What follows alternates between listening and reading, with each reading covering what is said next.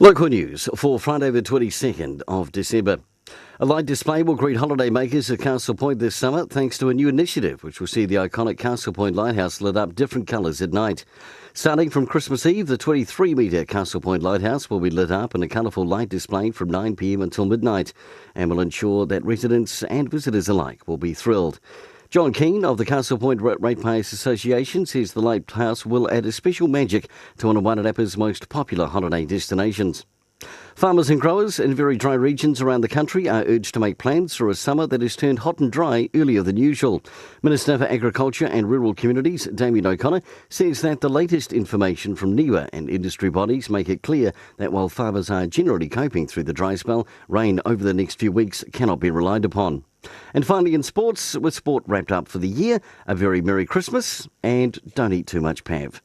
From the team at MoreFM Local News, we wish you a very happy holiday and festive season. And please stay safe.